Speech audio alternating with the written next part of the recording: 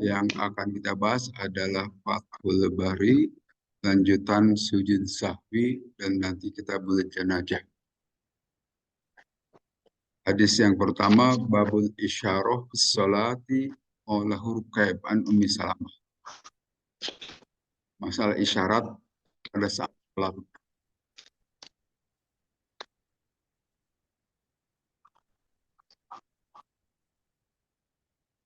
Hadasana Qutaibah bin Sa'id, hadasana Ya'qub bin Abdurrahman an Ummi Hazim an Sahal bin Sa'id As-Sa'idi radhiyallahu anhu anna Rasulullah sungguhnya Rasulullah sallallahu alaihi wasallam balaghahu telah sampai kepada Rasulullah anna Bani Amr bin Auf sungguhnya Bani Amr bin Auf karena ada bainahum di antara mereka syai'un sesuatu hal.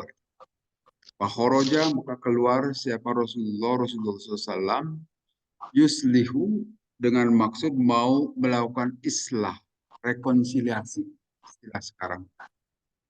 Bainahum di antara mereka piunasin di antara orang-orang ma'ahu beserta Nabi. Fahu bisa maka tertahan siapa Rasulullah Sallallahu Alaihi Wasallam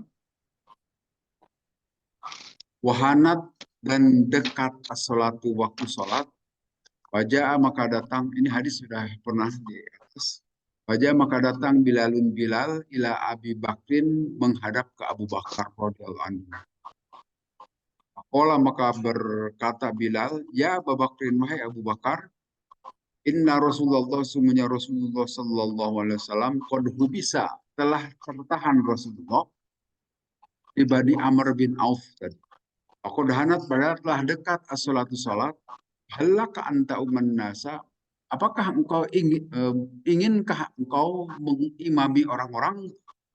Ola maka berkata Abu Bakar, naam, oh ya, insyita kalau kamu mau. Akoma maka baca komat siapa Bilalun Bilal, kata kodama dan maju ke depan siapa Abu Bakar radhiyallahu anhu. Abbaro maka beliau takbiratul ihram linnasi untuk orang-orang. Wajah dan datang siapa Rasulullah SAW yamshi beliau berjalan pisukupi di sop hatta koma sehingga beliau berdiri pisopi di sap pertama. Akhoda maka orang-orang akhoda maka mengambil siapa anas orang-orang para sahabat maksudnya tasbiqi melakukan tepuk tangan. Wakana dan ada Abu Bakar radhiyallahu anhu laya tapi salati beliau tidak menoleh bahwa di belakang beliau itu ada Rasulullah. Palama aksaron nasu maka semakin ramai orang-orang bertepuk tangan, iltapata barulah Abu Bakar menoleh bahwa di belakangnya itu ada Rasulullah. Faidan maka pada saat itu ada Rasulullah SAW. Asyara maka isyarat ilahi kepada Abu Bakar siapa? Rasulullah SAW ya memerintahkan Rasulullah kepada Abu Bakar ayusollia supaya tetap melakukan sholat saja, jangan pindah menjadi makmum, tetap jadi imam lah. Paropa'a maka mengangkat siapa Abu Bakar radhiyallahu anhu yadahi kepada dua tangannya, fahabidah maka memuji Abu Bakar Allah kepada Allah.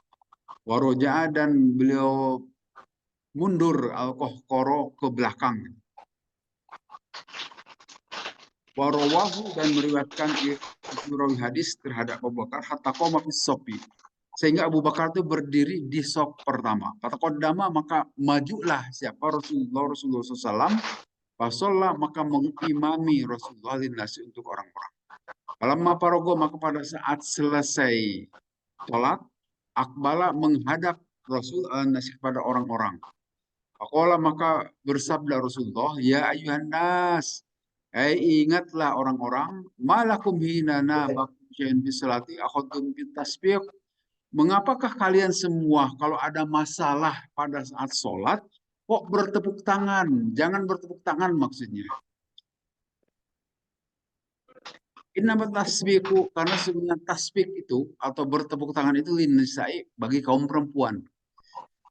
Karena bahwa syai'un fi salati yakul subhanallah. Siapa orang pada saat sholat ada sesuatu perlu diluruskan, perlu diberitahukan kepada imam, maka ucapkanlah subhanallah. Ini hadis sahih Imam Bukhari. Innahu la yasma'uhu ahadun hina yaqul subhanallah illa iltafata. Maka orang yang dibacakan subhanallah, maka imam itu mestinya mengerti gitu kan. Artinya ada sesuatu yang diberitahukan oleh makmum terhadap imam.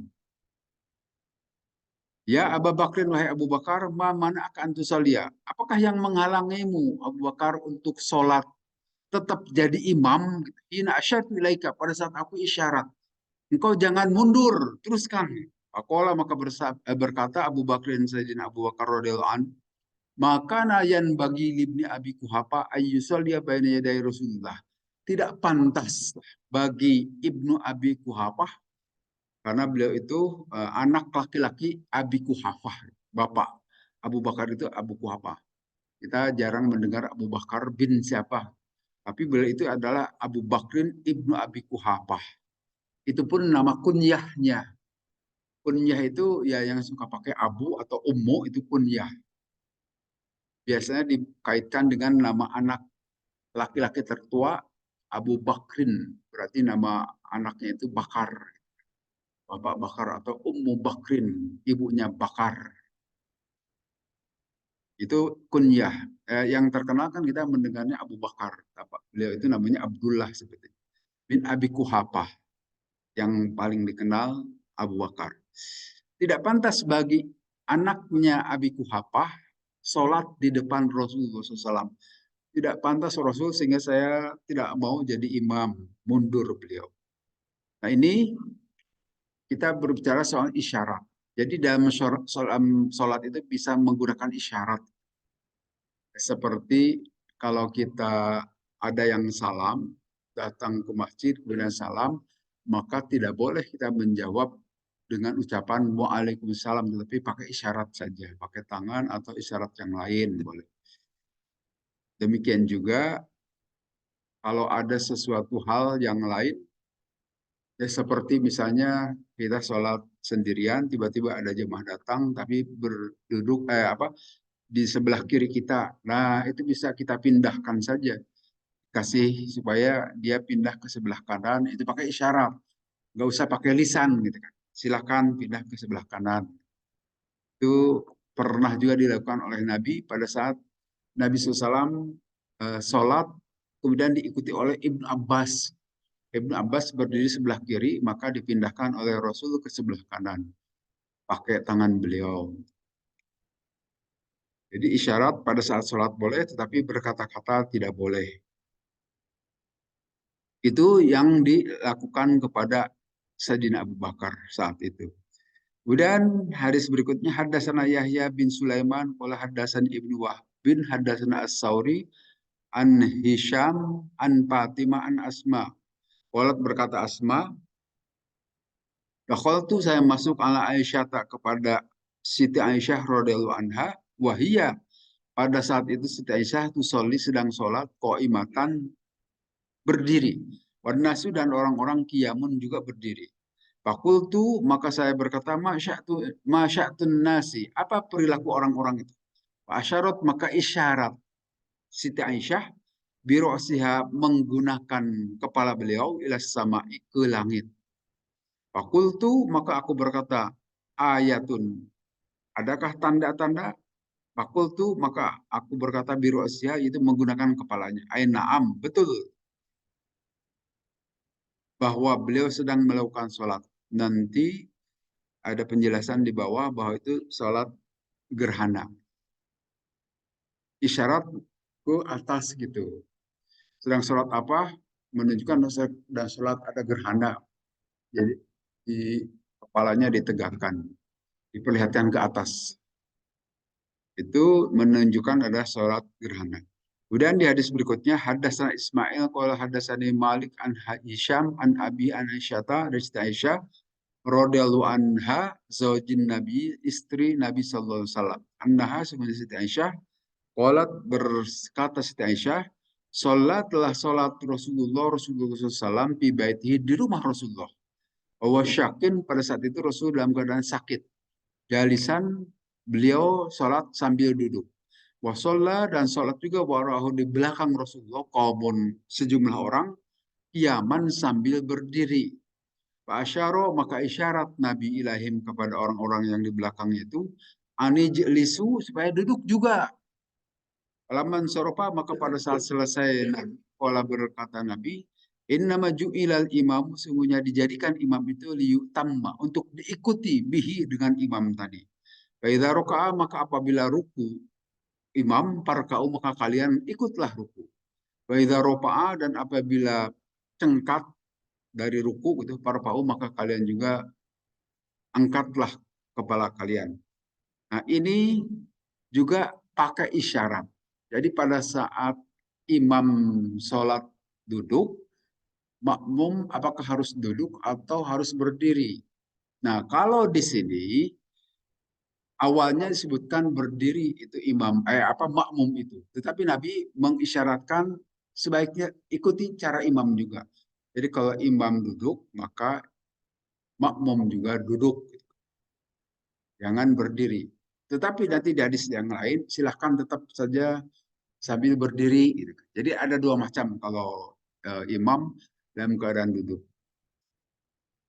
Tapi kalau di kita dalam praktek sehari-hari tidak pernah ada kelihatannya. Kalaupun imamnya tidak bisa berdiri, ya diganti saja oleh imam yang lain kan, supaya bisa berdiri. Tapi kalau dalam keadaan betul-betul tidak ada imam lain kecuali imam yang sakit itu, maka dianjurkan supaya ikut duduk juga makmumnya. Walaupun nanti di hadis yang lain tetap bisa berdiri juga. Jadi ada dua macam ya pada saat itu. Karena di sini sesungguhnya dijadikan imam itu untuk diikuti. Jadi kalau imam berdiri, makmum berdiri. Pada saat imam duduk, duduk juga. Demikian juga seperti pernah disampaikan untuk sujud sahwi ini kan, pada saat imam tidak tahiyat awal, saya berdiri, sudah diingatkan subhanallah, karena sudah kadung berdirinya tegak, tidak duduk lagi, ya ikuti saja, makmum ikut imam, tidak tahiyat awal. Tetapi nanti pada saat sujud sahwi, makmum juga ikut sujud sahwi.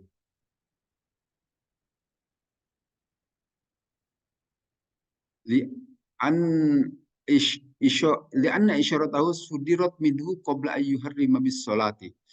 Nah, ini kembali ke yang tadi, bahwa tadi Nabi waktu Sayyidina Abu Bakar sudah sudah sholat, Nabi itu baru datang, tetapi Nabi Shallallahu Alaihi Wasallam memberikan isyarat supaya tetap lanjutkan engkau sholat, wahai Abu Bakar, gitu kan. Tapi Abu Bakar tidak mau, beliau mundur dan Nabi SAW akhirnya maju. Ini bahasan dari syarahnya atau penjelasan dari hadis yang di atas. Nah, sekarang kita buat janaiz, kitab jenajah.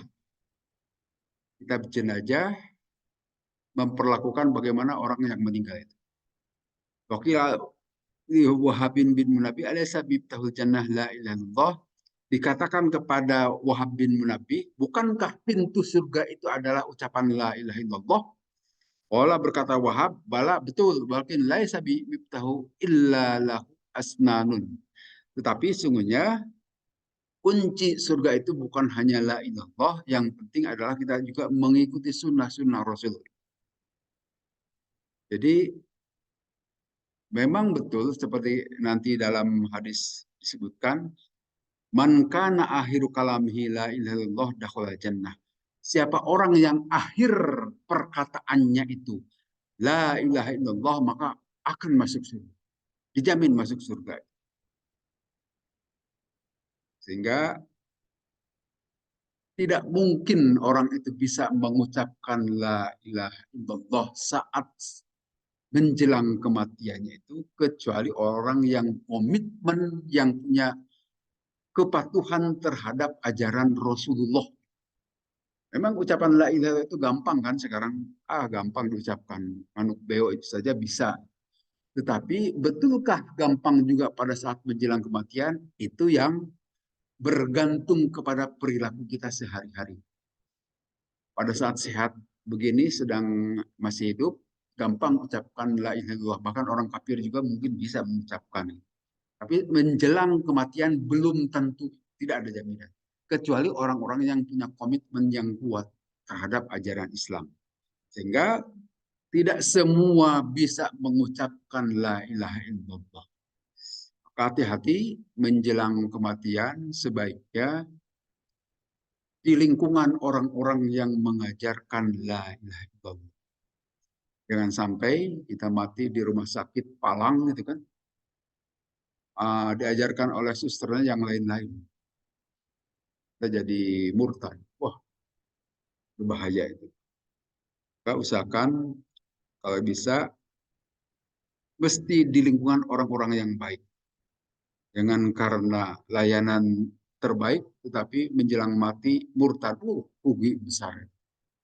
Naudzubillah min dzalik.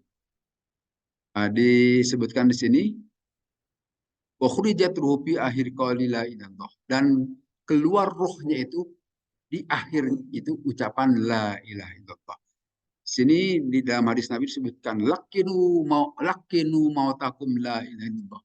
Lakinu, talkinkanlah, ajarkanlah ucapan la ilaha illallah kepada mautakum, orang-orang menjelang mati. Jadi talqin itu sebetulnya sebelum kematian, bukan setelah kematian. Kan? Diajarkan kepada orang yang menjelang mati. Kalau kepada yang sudah mati itu kembali pahalanya kembali kepada yang membacanya. Pada kita. Kalau di sini itu lakitnu mau takum, ajarkanlah kepada orang-orang yang menjelang mati ucapan la ilaha illallah. Kan disampaikan, ingatkan kalau kelihatan menjelang akhir, jangan pernah tinggalkan ajari ucapan la ilaha illallah, termasuk di rumah sakit. Hanya masalahnya di rumah sakit itu kadang-kadang kita masuk ke ICU atau apa unit yang tidak boleh keluarga masuk, keluarga dekat pun tidak boleh masuk. Kalau dokter, suster boleh masuk. Nah, kita kan tidak tahu, bisa saja itu menjelang kematian. Kalau dokternya mengingatkan, mengucapkan la ilaha illallah, alhamdulillah, syukur. Tapi kalau tidak, waduh, kasihan saudara kita itu. Hadal khabaru yatanawalu labduhu man qala pabago al mautu autolat hayatuhu lakin lam yatakallam bisya'in ghairha. Jadi sangat baik jika orang itu mengucapkan la ilaha illallah. Menjelang kematian silakan ucapkan la ilaha illallah. Tidak boleh ada perkataan lain kecuali la ilaha illallah. Karena bisa saja orang yang kemaruk dengan kehidupan dunia yang diucapkannya persoalan-persoalan dunia menjelang kematian juga. Mungkin. Padahal sebaiknya ucapan terakhir dari seseorang itu adalah ucapan la ilaha illallah. Karena disebutkan di sini, idza su'ilta an miftahil jannah, apabila engkau ditanya perihal kunci surga itu apa? Mapa tihuha la ilaha illallah. Kunci dari surga itu adalah ucapan la ilaha illallah. Sehingga biasa saya katakan itu syarat mutlak. Syarat mutlak seseorang masuk surga itu adalah ucapan la ilaha illallah, memahaksakan Allah. Syarat mutlak seseorang bisa masuk surga itu la ilaha illallah. Apakah dia itu tidak melakukan sholat, juga tidak melakukan ibadah-ibadah yang dijamin masuk surga? Insya Allah tetap masuk surga itu. Hanya masalahnya kapan masuk surganya itu yang kita tidak tahu. Tapi kalau orang yang komitmennya tinggi terhadap la ilaha illallah dibarengi dengan ibadah, insya Allah akan segera masuk surga. Wal murad bi qouli la ilaha illallah fi hadal hadis wa ghairu kalimat syahadah fala yuraddu iskalu tarki dzikri risalah. Jadi yang dimaksud adalah ucapan la ilaha illallah. Itu sekali lagi gampang mengucapkannya, tetapi belum tentu seseorang bisa mengucapkan saat menjelang kematian. Betul-betul hadiah dari Allah. Tetapi sekali lagi, itu dikaitkan dengan perilaku kita sehari-hari. Kalau komitmennya tinggi terhadap ajaran Allah, maka insya Allah saat kita mau mati juga akan ingat terhadap ucapan la ilaha illallah. Tapi kalau ada adzan juga didengar, udah biasa dengar adzan gitu kan, tidak mau segera datang ke sholat, itu kurang kuat komitmennya itu. Sehingga hati-hati pengucapan la ilaha illallahnya agak susah juga. Kemudian hadis berikutnya, haddatsana Musa bin Ismail, haddatsana Mahdi bin Maimun, haddatsana Wasil al-Ahdab, Anil Ma'rur bin Suwaid, an Abi Dzarin radhiyallahu anhu.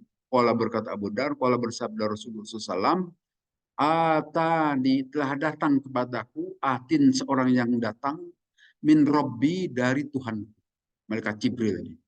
Aqala basyaroni atau bersabda Nabi telah memberikan kabar gembira itu yang datang kepadaku. Annahu bahwa sungguhnya man siapa orang mata yang mati itu orang bin ummati dari umatku la yusyriku yang tidak menyekutukan billahi kepada Allah syai'an sesuatu pun dakhalal jannah pasti dia masuk surga. Fakultu kemudian aku bertanya wa in zana wa in sarqa walaupun dia itu berzinah ataupun dia itu mencuri. Qala menjawab itu malaikat Jibril itu wa in zana wa in syarqa. Walaupun jinah, walaupun dia mencuri, tetap akan masuk surga. Nanti ada di awal-awal hadis Bukhari itu juga kan disebutkan dari neraka itu akan dipanggil. Keluarkanlah orang yang di dalam hatinya ada sedikit saja pengakuan terhadap kemahaesaan Allah. Mengakui kemahaesaan Allah, tetapi dia itu bermaksiat, berdosa besar, melakukan zina ataupun melakukan perbuatan yang lain, tidak pernah sholat, tapi dia meyakini kemahaesaan Allah, tetap akan dikeluarkan dari neraka dan dimasukkan ke surga. Hanya setelah berapa lama itu yang wallahu alam, terserah kehendaknya Allah, kan? Jangan nantang, jangankan dimasukkan ke neraka, disunut rokok saja kita kan ngagurubuk, pasti tidak akan kuat, Pak. Apalagi dimasukkan ke neraka. Jangan seperti Yahudi, paling dimasukkan ke neraka kira-kira beberapa hari saja. Tidak bisa, itu tidak, bagaimanapun tidak nyaman. Kehidupan itu sedikit saja tidak nyaman di dunia, dikasih sakit kepala saja, kita kan tetap tidak nyaman. Kasih sakit gigi saya tetap tidak nyaman. Apalagi dimasukkan ke neraka. Jadi jangan nantang. Walaupun kita tahu banyak orang yang suka nantang itu. Apalagi artis-artis tuh, artis-artis gedebul itu nantang-nantang ingin masuk ke neraka. Kurang asem itu, Pak. Jangankan masuk ke neraka, di sunut korek api saja pasti dia tidak akan kuat gitu. Begitu kata Rasulullah, siapa orang yang tidak menyekutukan kepada Allah, pasti dia akan masuk surga. Walaupun dia pernah berzina, walaupun dia pernah mencuri atau melakukan dosa-dosa yang lain, kalau dia sempat menobati, insya Allah dosa-dosanya itu akan diampuni. Tapi kalau tidak sempat, tetap akan dicuci itu dosanya di neraka, dan nanti setelah bersih baru diangkat. Sehingga kalau orang masuk ke neraka itu belum tentu langgeng, belum tentu terus. Satu waktu bisa diangkat, dipindahkan ke surga. Tapi kalau orang sudah masuk surga, insya Allah selama-lamanya. Kemudian hadis berikutnya, Haddatsana Umar bin Hafs, haddatsana Abi, haddatsana Al-Amash, haddatsana Syaqiq, an Abdullah radhiyallahu anhu, qala berkata Abdullah, qala bersabda Rasulullah SAW, man siapa orang mata yang mati itu orang yusyriku, yang menyekutukan orang itu bila kepada Allah syai'an, sesuatu pun dakholan nar, pasti dia akan masuk ke neraka. Waqultu ana dan aku berkata, man mata la yusyriku billahi syai'an dakhala jannah. Dan siapa orang yang mati yang tidak pernah melakukan kemusyrikan kepada Allah pasti masuk surga. Walaupun sekali lagi masuk surganya itu kapan tergantung perbuatan kita di dunia ini. Kalau ingin langsung masuk ke surga berarti harus baik-baik saja kan di dunia ini. Beramal soleh. Kan di dalam Al-Quran juga mesti iman dan amal soleh selalu digabungkan. Artinya kalau hanya iman saja tetap masuk surga, tetapi kapan masuk surganya sampai bersih dahulu dosa-dosanya. Jadi itulah jaminan dari Allah, sehingga orang yang mengucapkan la ilaha illallah itu dijamin hatinya murni bersih memaksakan Allah saja. Tapi kalau yang tidak melakukannya itu adalah orang-orang yang berarti kotor hatinya. Nah, sekarang yang menjadi masalah bagaimana memaksakan Allah seperti Yahudi gitu kan, tetapi tidak mengikuti Nabi Muhammad. Nah, sudah dibahas, bukan sudah dibahas, ada di dalam surat Ali Imran, "Qul in kuntum tuhibbunallah fattabi'uni." Gitu kan kata Allah. Katakanlah wahai Nabi, kalau kalian menyintai aku, Allah maksudnya, fattabi'uni, maka ikutilah aku, ikutilah Rasulullah. Sehingga tidak sah seseorang mengikuti memaksakan Allah tapi tidak mengikuti Nabi SAW. Harus mengikuti Nabi SAW. Jadi seperti orang-orang yang memaksakan Allah, ada juga kan sekarang juga memaksakan Allah, termasuk dari Kristen juga ada tuh.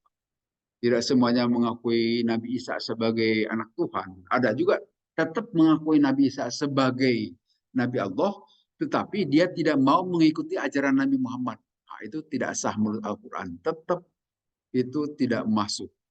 Tidak termasuk kategori ini. Yang masuk kategori ini itu memaksakan Allah dan mengikuti Nabi Muhammad. Walaupun kita tidak mengamalkan ajaran Nabi, itu akan dicuci dahulu.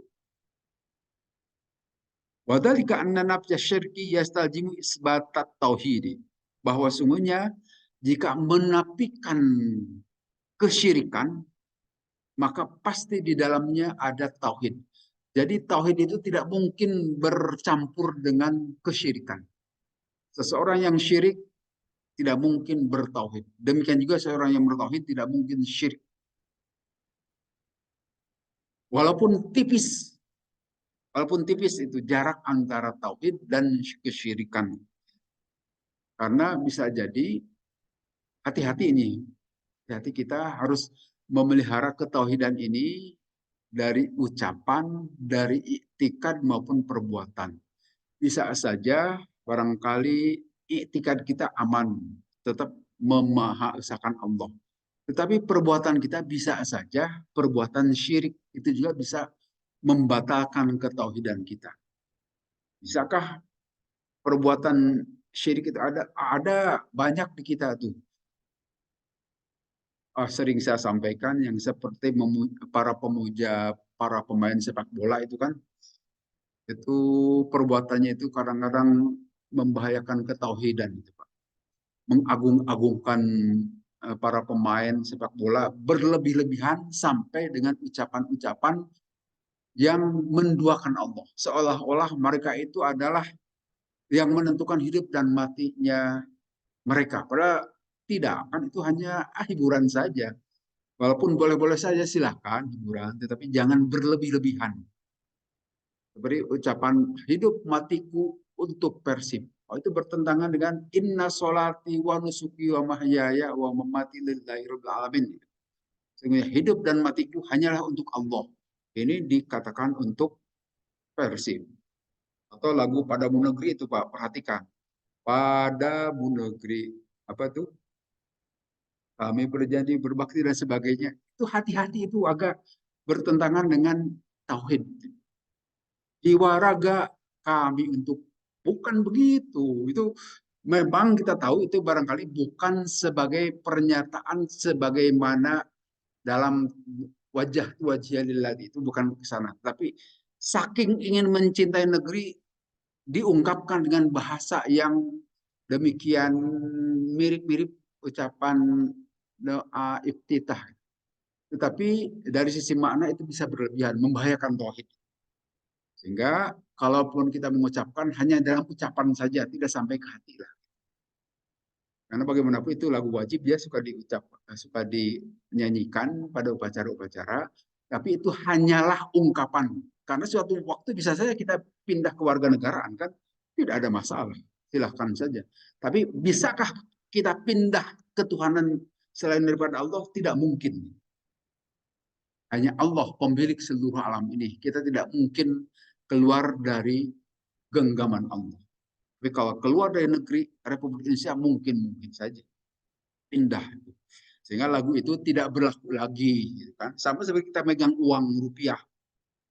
berlaku itu selama kita ada di Indonesia. Kalau sudah di Singapura saja tidak laku itu rupiah itu, Pak. Itu relatif, tetapi kadang-kadang kita suka memutlakkan. Hati-hati, itu bisa membahayakan ketauhidan. Tetap hanya kepada Allah saja ketauhidan kita itu.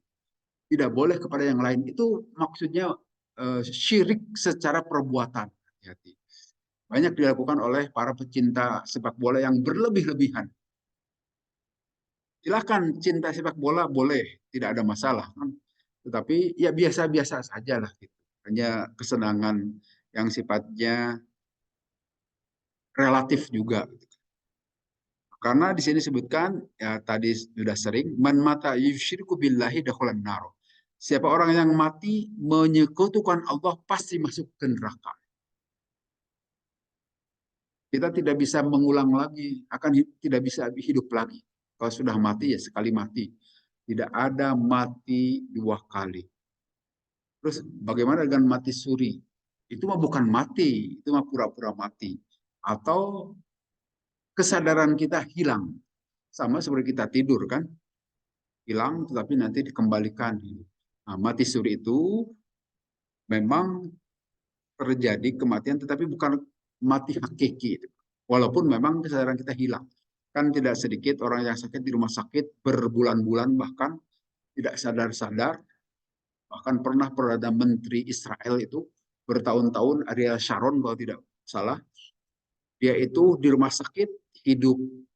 Ya dikatakan hidup tidak, tetapi nyawanya masih dia tidak bisa merespon terhadap orang-orang sekitarnya, tapi belum dikatakan mati.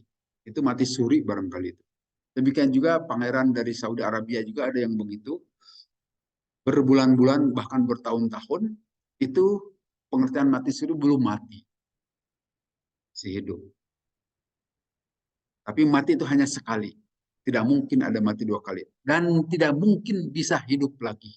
Sehingga penyesalan itu tidak mungkin bisa diulangi untuk perbaikan. Perhatikan di surat itu kan, di surat Al-Munafikun. Orang yang sudah mati itu merindukan ingin bersodakoh. Tidak mungkin bisa bersodakoh lagi orang yang sudah mati itu ya sudah saja. Dan Allah tidak dikenal reinkarnasi di dalam ajaran Islam. Kalau sudah mati ya sudah saja, tidak bisa kembali. Kemudian wafil hadisi anna ashabal kabair la yakhluduna finnar. Juga disebutkan dalam hadis bahwa orang-orang yang berdosa besar itu tidak akan langgeng di dalam neraka. Anna kabairo la taslubu ismul iman. Memang di dalam dosa orang-orang yang memiliki dosa besar itu dia tidak memiliki iman wa muwahhidina la jannah. Dan orang yang tidak bertauhid tidak mungkin akan masuk surga. Wal hikmatu fil iktisar ala zina wa sirqa al syarah ila jinsi haqqillahi ta'ala wa haqqil ibad. Hikmah disebutkannya perhal jinah dan juga sirqah mencuri itu merupakan isyarat terhadap jenis hak Allah dan juga hak hamba. Jadi sebagaimana kita ketahui tobat itu dibedakan antara dosa kepada Allah dan dosa kepada sesama manusia. Dosa kepada Allah dengan istighfar saja menyesali dan tidak melakukan perbuatan, insya Allah diampuni dosa itu. Tapi kalau dosanya kepada orang, mesti minta dibebaskan dari orang tersebut terhadap dosa. Artinya kita harus meminta maaf barangkali. Maka insya Allah dosa itu akan digampangkan gitu kan. Sehingga yang menyebabkan seseorang dimasukkan ke neraka itu ya karena dosa-dosa itu. Dosa seperti zina itu pasti berkaitan dengan Allah dan dengan manusia kan. Zina itu ya pasti dengan orang. Dengan seorang perempuan berzina atau ada juga dengan sesama jenis itu juga itu sudah dosanya berlipat-lipat kalau begitu. Nah, tidak boleh hubungan sesama jenis dilakukan dengan cara zina lagi. Kemudian mencuri pasti yang mencuri itu terkait dengan orang sehingga harus minta dihalalkan dahulu sehingga dosanya diampuni. Itu penyebab dia akan dimasukkan ke dalam neraka dahulu. Tapi kemudian nanti akan dikembalikan ke surga karena ada keimanan. yakin terhadap kemaesaan Allah. Nah, orang-orang yang berdosa besar tidak akan langgeng di dalam neraka. Nah, ini nanti dahulu ada perdebatan panjang, Pak, antara orang Mu'tazilah dengan Ahlus Sunnah. Apakah orang-orang berdosa besar itu dia itu tetap dikatakan Muslim atau sudah kafir? Nah, nanti kata Mu'tazilah itu dia itu sudah termasuk kafir. Nah, tetapi orang-orang yang lain ahlu sunnah mengatakan bukan, dia tetap selagi masih mengakui kemaesaan Allah, dia tetap sebagai orang Islam, tetapi berdosa besar saja. Dan yang berdosa besar itu seperti pernyataan di sini, tetap dia akan masuk surga kalau keimanannya itu utuh, walaupun punya dosa besar, tapi nanti harus dicuci dahulu di neraka. Nanti diangkat lagi oleh Allah dari neraka, dipindahkan ke surga. Tapi kalau kata orang Mutajilah itu ya sudah termasuk orang yang kufur gitu, yang berdosa besar itu. Nah, tetapi hadis di atas disebutkan yang penting tidak menyekutukan Allah. Itu syarat utamanya. Tidak menyekutukan Allah walaupun berdosa, berzina ataupun tetap akan Allah bebaskan dari neraka. Demikian banyak hadis itu, Pak. Di sini hadis yang lain, man mata la yusyriku billahi syai'an dakhala jannah wa kuntu ana man mata yusyriku billahi syai'an dakhala nar. Saya kira sama, siapa orang yang tidak menyekutukan Allah pasti masuk surga, tetapi orang yang menyekutukan Allah pasti masuk neraka. Hati-hati, ini tipis jarak antara kemusyrikan dan ketauhidan. Walaupun tidak mungkin bercampur ketauhidan dan kemusyrikan, tetapi jaraknya demikian tipis. Kemudian di hadis berikutnya, babul amri bitba'il janaiz, bab perintah untuk mengikuti jenazah. Haddasan Abdul Walid hadasan Syibah anil Ash'as qala sami'tu Muawiyah bin Suwaid bin Muqarrin anil Barro radhiyallahu anhu. Qala berkata Barro, amaruna telah memerintahkan kepada kami siapaan Nabi SAW disab'in dengan 7 hal. Wanahana dan telah melarang Nabi kepada kami semua ansab'in dari 7 hal. Amarona yang pertama telah memerintahkan Nabi kepada kita bittiba'il janaiz untuk mengikuti jenazah. Maksud mengikuti jenazah itu mengurus jenazah di sini. Mandikan, kemudian mengkafani, menyolatkan dan mengantarkannya ke kubur. Kalau kita mampu melakukan itu semua. Tapi nanti dalam fikih disebutkan itu hukumnya fardu kifayah. Artinya bisa saja diwakili oleh sekelompok orang Islam yang lain. Jadi kalau ada seseorang telah memandikan, telah mengkafani, maka kaum muslimin yang lain bebas dari dosa itu. Cukup diwakili seseorang yang mengurusnya. Tetapi selagi kita bisa dan sempat, silahkan ikut memandikan, silahkan ikut mengkafani, menyolatkan apalagi, dan mengantarkan ke kuburnya. Ittiba'il jenazah, kalau ada yang meninggal. Baik-baik saja. Wa'iyadatil marid, yang keduanya disuruh menjenguk orang yang sakit. Nah, dulu di Masjid An-Nas ini kalau ada warga di sini sakit, terutama jemaah, mesti rame-rame dari pengurus DKM. Sekarang tidak pernah kelihatan lagi. Kemana? Kalau ada jemaah yang sakit, dibiarkan saja sekarang. Sakit-sakit dah sendiri. Kalau dulu itu kita mesti rame-rame. Mestinya digalakkan lagi. Karena memang ajaran Islam begitu. Silahkan tengok orang yang sakit. Atau paling tidak cari beritanya bagaimana. Karena itu ajaran Nabi. Wa ijabatid da'i, dan yang ketiganya adalah mengabulkan orang yang mengundang. Kalau kita diundang dan tidak ada alasan, tidak ada udzur yang lain, silakan untuk mengikuti undangan itu. Ada juga bisa disampaikan di sini yang berdoa. Dan kita mengaminkan doanya. Silakan. Nasril Magdumi, yang keempatnya adalah menolong orang yang didolimi. Bagaimana cara menolong orang yang didolimi? Tentu saja di sini menghentikan supaya tidak didolimi lagi. Paling tidak kita memberitahukan mengapa didolimi oleh orang, kita menghentikan yang mendoliminya. Madlum itu orang yang didolimi. Tetapi di hadis lain nanti kita juga harus menghentikan atau menolong orang yang mendolimi. Yang mendoliminya dihentikan. Yang didoliminya tentu kalau dia luka diobati dan seterusnya. Ibrodis sakomi dan juga menyembuhkan sakit.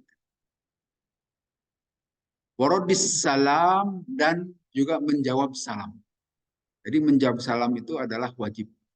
Walaupun yang salamnya ke orang lain, tetapi kita mendengar, silakan jawab walaupun jawab di dalam hati. Yang penting jawab kalau ada orang yang salam. Apalagi kalau salamnya disampaikan melalui pengeras suara, harus dijawab. Demikian juga kalau di masjid ini setelah sholat tiba-tiba ada yang salam, harus dijawab juga. Nah, dalam hal ini bijaklah pengurus masjid, jangan setiap hal yang akan disampaikan pakai salam. Karena bisa jadi para jamaah sedang sibuk wiridan atau ada tanpa salam juga tidak apa-apa. Supaya tidak mengganggu, setelah sedang berdoa harus jawab salam dulu, kan kagok juga gitu. Jadi sebaiknya nggak usah pakai salam, nggak apa. Kemudian watashmitil atis dan menjawab orang yang bersin. Jadi kalau begitu bersin, yang bersin itu mengucapkan alhamdulillah.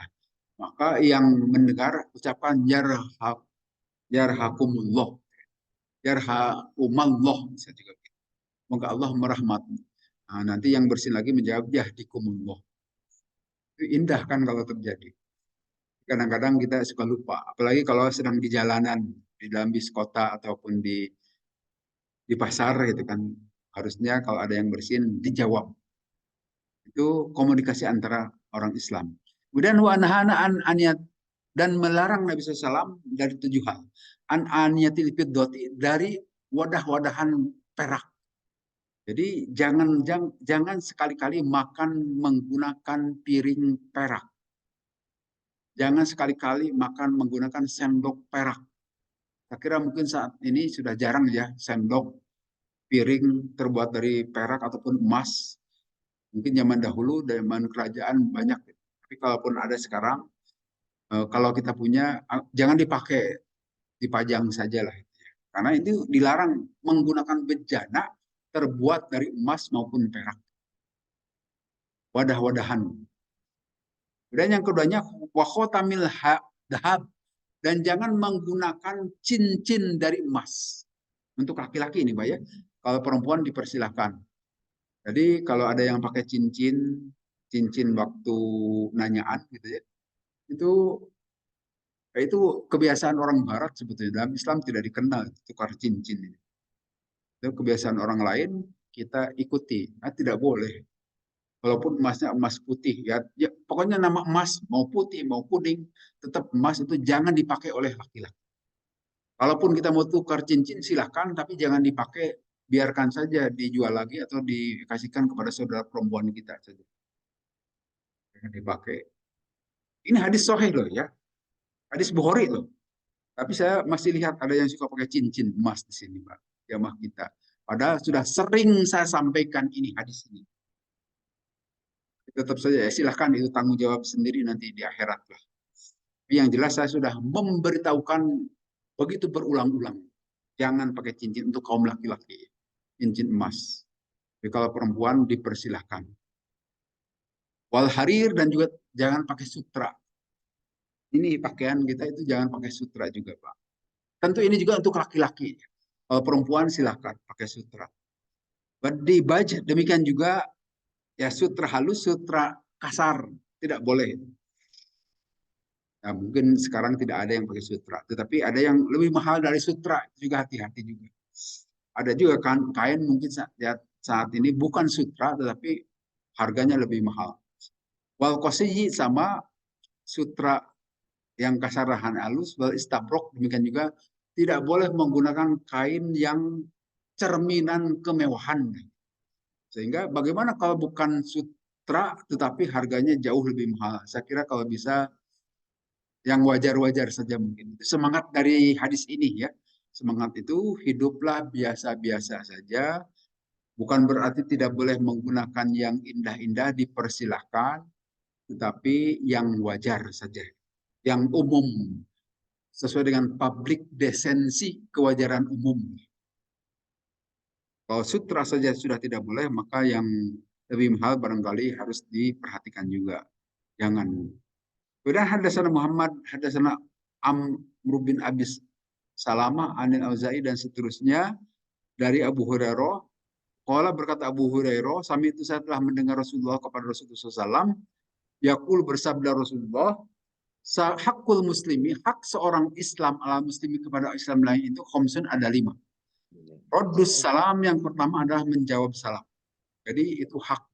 Hak itu artinya ada kewajiban kan, wajib menjawab. Hak bagi kita, tetapi kewajiban bagi yang mendengarnya menjawab salam. Sehingga dikatakan bahwa menjawab salam itu adalah wajib ain, pribadi, bukan cukup diwakili. Kemudian wa iyadatul marid, dan menjenguk orang yang sakit. Itu juga yang keduanya. Wa tibaul janaiz, dan yang ketiganya adalah mengikuti jenazah. Mengikuti jenazah, mengantarkan jenazah itu juga adalah sebagai kewajiban. Tentu apabila kita punya kesempatan untuk melakukan itu. Kadang-kadang kita tidak ada kesempatan, yaitu sekali lagi fardu kifayah, bisa diwakili oleh yang lain. Wa ijabatu dakwah, dan mengijabah atau mengindahkan undangan. Mengindahkan undangan, kadang-kadang kita diundang untuk ke rumahnya, ada makan-makan misalnya, atau syukuran dan sebagainya, sebaiknya datang. Atau kalau berdoa diaminkan, sama juga. Wa tashmitul atis, dan tadi menjawab orang yang bersin. Itu pahala juga, wa tashmitul atis itu. Mengucapkan yarhamukallah atau yarhakumullah, sama saja. Kemudian di hadis berikutnya, Haddatsana Bishr bin Muhammad qala akhbarana Abdullah qala akhbarana Ma'mar, dan seterusnya dari Siti Aisyah radhiyallahu anha, istri Nabi SAW. Berkata Siti Aisyah, akbala, telah menghadap Abu Bakrin, telah datang maksudnya. Abu Bakrin, Sayyidina Abu Bakar, bapak beliau, ala parosi, menggunakan kudanya, min maskanhi, dari tempat Abu Bakar, bisunhi, kalian dengan nama kudanya Sunhi, hatta tazula hatta nazala, sehingga beliau sampai pada kolam, maka masuk Abu Bakar al masjid, ke masjid. Falam yukallim, maka tidak berbicara Abu Bakar an-nas kepada orang-orang, hatta dakhala Aisyah, sehingga masuk ke Siti Aisyah radhiyallahu anha. Katanya maman Nabi, maka menghadap menuju Nabi. Wahwa, padahal Nabi itu musajjan biburdi hibarotin. Waktu itu beliau dalam keadaan sudah meninggal, maksudnya waktu Nabi wafat nih. Beliau sudah ditutup oleh kain saat itu. Maka syafa'an wajhi, kemudian beliau membuka wajah Nabi. Cuma akaba alaihi faqabbalahu, kemudian membuka wajah Nabi dan diciumi wajah Nabi oleh Abu Bakar.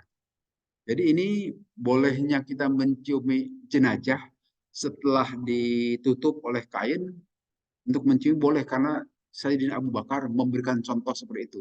Menciumi wajah Nabi SAW yang sudah ditutup. Summa baka, kemudian beliau menangis.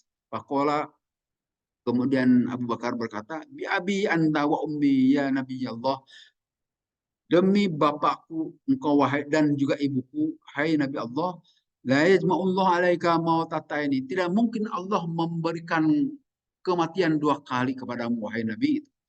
Ammal mautatu allati kutibat alaika faqaddamta, adapun kematian pertama telah diberikan kepada engkau dan engkau telah mengalaminya.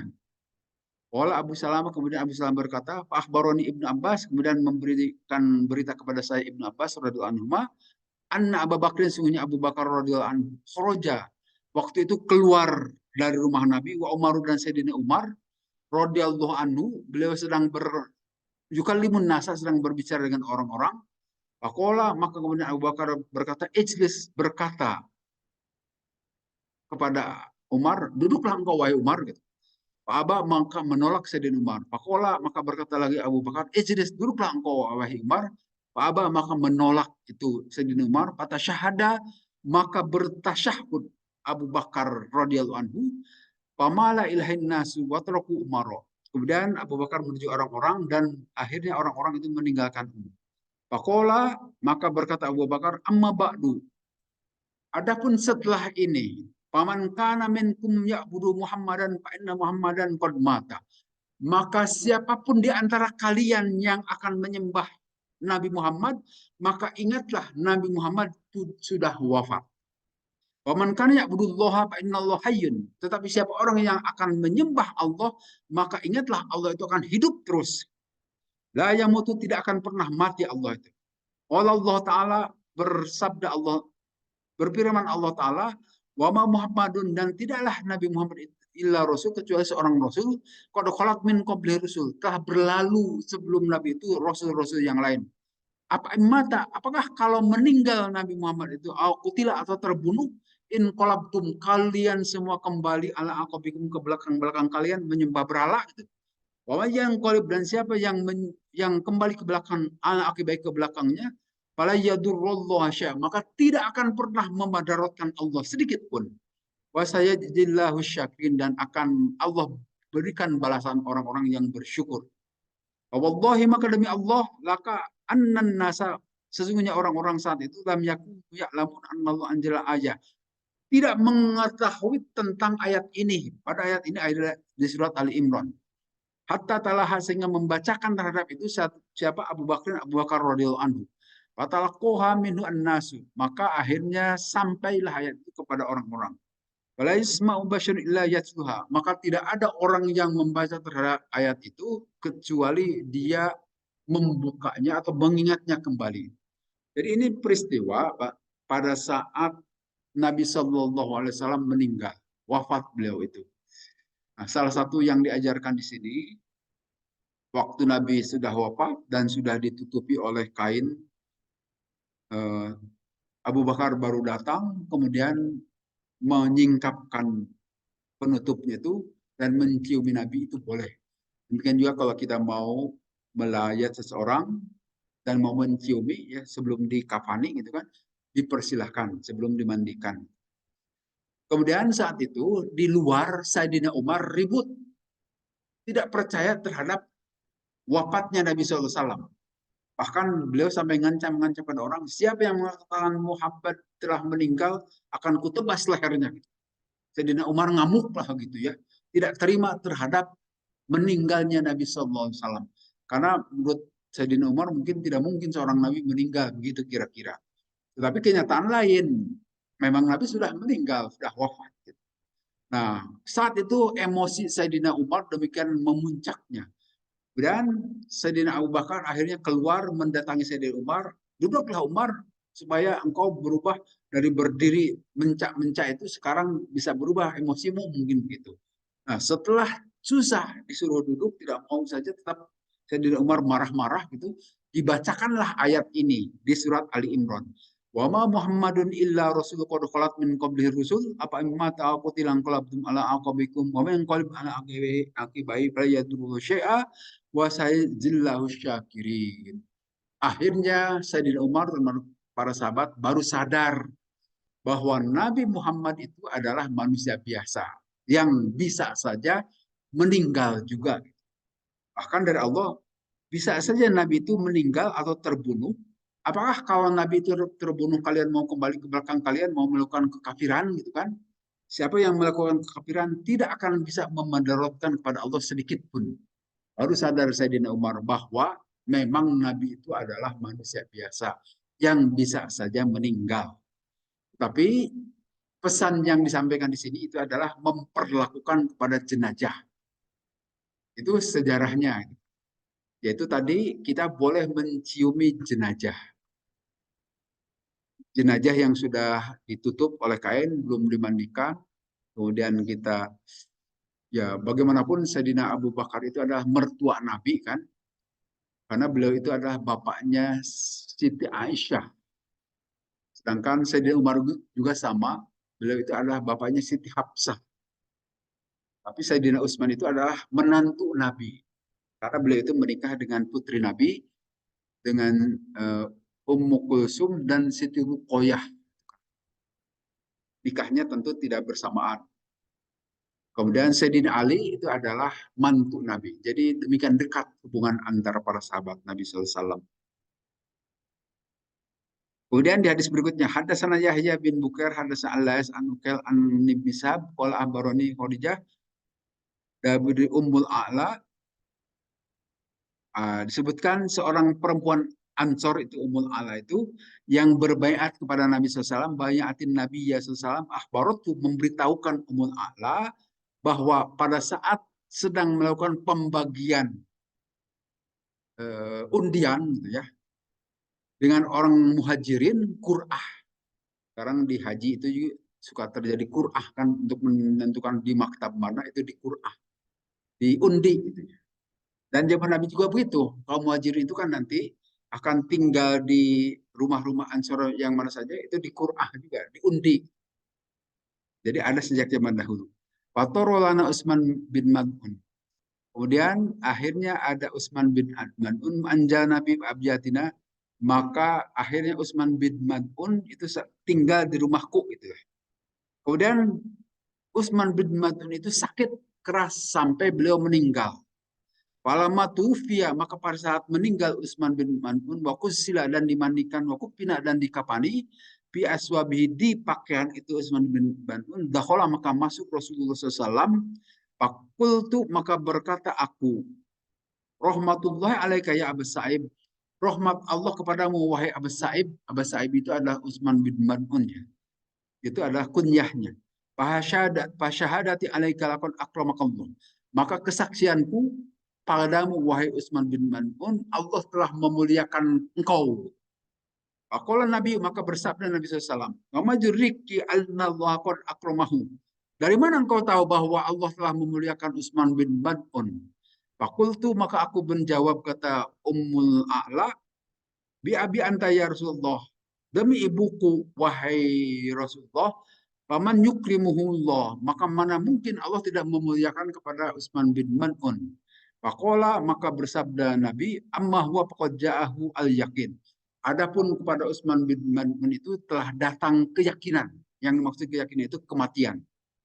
Wallahi ini arju lahu al-khair. Sungguhnya aku berharap kepada Allah supaya Utsman bin Mad'un itu memperoleh kebaikan. Wallahi ma'adri, tetapi aku tidak tahu. Wa ana Rasulullah, dan aku ini Rasulullah. Ma'yub alubi, maka tidak ada yang diperbuat bagiku. Qalat, fa wallahi la zaki ahadan ba'dahu abadan. Maka demi Allah setelah itu aku tidak menyucikan seseorang setelah menyucikan Utsman bin Mad'un. Jadi di sini peristiwa waktu itu ada seorang sahabat Nabi bernama Utsman bin Mad'un, orang Muhajirin, kemudian ditempatkan di rumahnya Ummul A'la. Tentu Ummul A'la masih ada suaminya kan. Diakui di sana gitu. Silahkan tinggal di sini. Tapi lama kelamaan Utsman bin Mad'un itu sakit dan meninggal. Nah, pada saat meninggalnya itu dikatakan engkau telah dimuliakan oleh Allah. Kemudian Nabi waktu itu datang dan memberikan respon, dari mana engkau tahu bahwa Utsman bin Mad'un itu telah Allah muliakan? Nah, Utsman bin Mad'un atau Ummul Ala ini mengatakan memang berharap begitu saja wahai Rasulullah. Tapi kata Rasulullah, ya memang aku juga berharap supaya beliau dimuliakan Allah. Tetapi aku tidak tahu apakah dia dimuliakan Allah atau tidak. Sehingga ya memang kita silahkan berharap, mengharap atau mendoakan orang yang meninggal tadi. Sehingga kata Ummul A'la, setelah itu aku tidak pernah lagi mengatakan hal yang pernah dilakukan kepada Utsman bin Mad'un. Ini seperti ucapan ini, husnul khotimah, gitu kan? Kita suka mendoakan, nah ini juga pengulangan, pernah disampaikan dulu Pak. Nah, semoga husnul khotimah kepada orang yang sudah meninggal. Yang sudah meninggal itu kan sudah jelas, pasti dia itu meninggal. Apa husnul khotimah kita tidak tahu kan? Tetapi kita suka mendoakan husnul khotimah, itu doa doa yang telat gitu. Telat itu mendoakan. Kalaupun kita mau mendoakan kepada orang yang baru akan meninggal atau kepada orang yang sakit atau kepada kita yang sehat ini juga silakan. Semoga husnul khotimah. Tapi kalau mendoakan kepada orang yang sudah meninggal, tidak bisa husnul khotimah lagi. Dia sudah terjadi kematian. Husnul khotimah atau tidak, wallahu a'lam. Tapi kepada orang yang masih hidup, masih mungkin bisa husnul khotimah. Sehingga kalau mendoakan kepada yang hidup, silakan husnul khotimah. Dan saya kira kita tidak perlu tersinggung. Semoga husnul khotimah. Bukan berarti mengharapkan cepat mati kan itu. Tapi supaya betul-betul saat kematian kita dalam husnul khotimah. Tapi kalau kepada orang yang sudah meninggal, doa yang telat itu. Karena dia sudah mati, tidak mungkin mati kedua kali. Jadi kalaupun mau mendoakan semoga husnul khotimah itu kepada orang yang masih sakit atau orang yang masih hidup. Kalau yang sudah mati mah wallahu alam. Doakan saja supaya ruhnya memperoleh ampunan dan rahmat Allah. Kemudian hadis terakhir, Haddatsana Muhammad bin Bashar, haddatsana Hudrun, haddatsana Syu'bah, qala sami'tu Muhammad bin Al-Munkadir, qala sami'tu Jabir bin Abdullah radhiyallahu anhu, qala berkata Jabir, lama kutila abi ja'altu akshifu as-sauba. Pada saat terbunuh bapakku, ja'altu aku jadikan akshifu as-sauba min wajhi ab. Saya singkap kain yang menutupi wajah bapakku, kemudian aku menangis. Wayan hauni dan melarang para sahabat itu kepadaku supaya tidak boleh menangis. Wan Nabi dan Nabi SAW layan hani tidak melarang Nabi kepadaku supaya tidak menangis. Alat maka menjadi juga ammati bibiku itu Fatimah tabki ikut menangis juga. Pakola maka bersabda an Nabi SAW tabkina awala tabkina engkau menangis ataupun tidak menangis majalat yang malaikat itu tugilluhu akan tetap malaikat itu adalah menutupi biajnihatiha dengan sayap-sayap malaikat hatta rufa'tumuhu sehingga kalian mengangkat terhadap jenazah itu. Jadi ini ajaran saat kita bolehkah kita menangisi jenazah? Kalau pengertian menangis itu menangis biasa sekedar keluar air mata dan tidak dengan ucapan ada ucapan-ucapan yang keluar sampai gogorowokan itu silakan boleh-boleh saja Pak menangis. Ya, karena bagaimanapun kalau ada ikatan emosional yang sangat dekat dengan almarhum atau almarhumah, wajar saja kita nangis. Yang meninggal itu anak kita atau istri suami kita, wajar. Toh, demikian dekat hubungan kita kan. Wajar silakan menangis, manusiawi. Tapi dengan catatan, nangisnya sekedar keluar air mata, tidak dengan meronta-ronta, berkata-kata yang bukan-bukan. Siapa lagi yang ngurus saya kalau bapak sudah meninggal? Oh, itu jangan keluar kata-kata itu. Atau kata-kata yang tidak sopan yang lainnya tidak boleh. Itu niyahah, meronta-ronta. Tapi kalau sekedar menangis biasa keluar air mata, sekedar sedih, itu wajar manusia. Nah ini juga terjadi pada zaman sahabat. Di sini disebutkan Jabir bin Abdullah. Waktu Abdullah meninggal, Bapak Jabir itu, saya buka kepala beliau, kemudian saya ciumi dan menangis. Orang-orang sekelilingnya itu melarang, jangan nangis ya Jabir. Gitu. Tapi Nabi SAW tidak melarang. Artinya kalau nangisnya sekadar keluar air mata saja, boleh-boleh saja sekedar sedih. Menyampaikan rasa sedih itu wajar, silahkan saja. Yang nanti dalam hadis lain, nanti insya Allah di bawah, yang dilarang itu adalah menangis dengan cara yang tidak wajar. Gitu. Meronta-ronta, berkata-kata yang tidak. Nah, kemudian akhirnya bibiku juga ikut menangis, Siti Fatimah. Namanya Fatimah. Kalau di Arab itu nama itu satu nama digunakan oleh banyak orang itu Pak. Nanti ya, jangan heran. Jadi seperti Ummu Kulsum, Ruqayyah itu putri Nabi. Tetapi nanti dipakai lagi oleh putrinya Sayyidina Ali itu, Ummu Kulsum, Ruqayyah. Demikian juga Umar Abu Bakar dipakai juga oleh anak-anak Sayyidina Ali dan juga yang lain-lainnya. Jadi namanya itu diulang-ulang di orang yang berbeda-beda. Kalau di kita insya Allah tidak sama. Jarang lah kalaupun ada. Nah, pada saat itu silahkan menangis tetapi dalam keadaan wajar. Kata Nabi, engkau menangis ataupun tidak, malaikat akan tetap menaunginya, gitu kan? Sampai kalian mengangkat, sampai diurus, dimandikan, kemudian dikafani, disolatkan, dan dikuburkan. Itu saja saya kira bahasan kita pada hari ini.